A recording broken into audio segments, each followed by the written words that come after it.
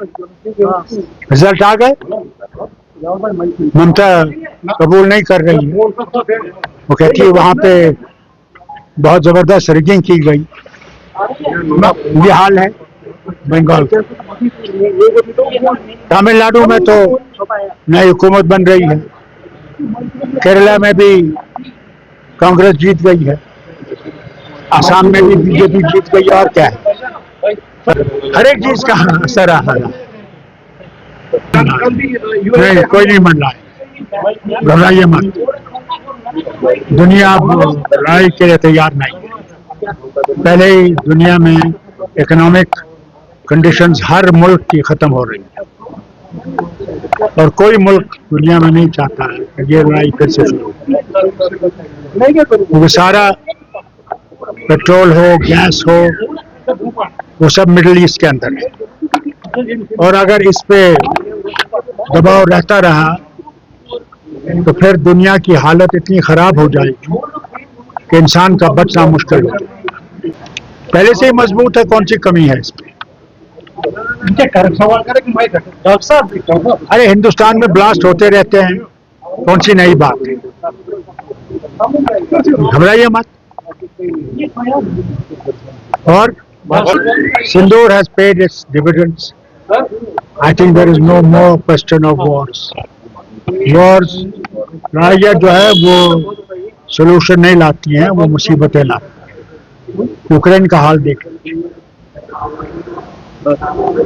कितनी बर्बादी उस वतन की हो रही। मिडिल ईस्ट का देख लीजिए,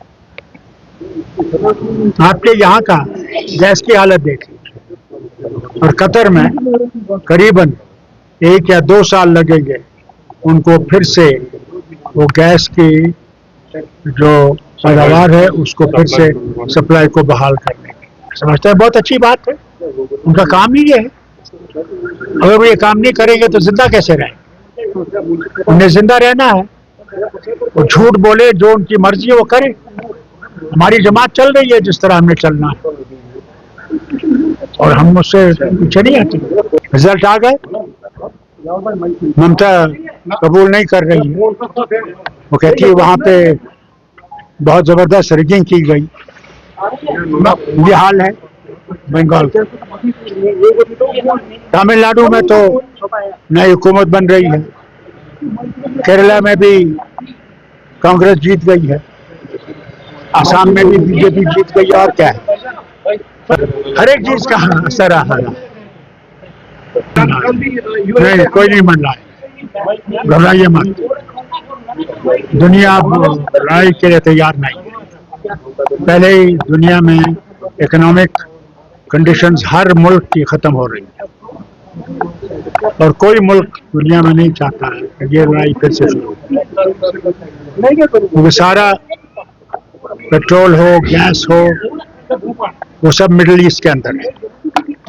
और अगर इस पे दबाव रहता रहा तो फिर दुनिया की हालत इतनी खराब हो जाएगी कि इंसान का बचना मुश्किल हो जाएगा।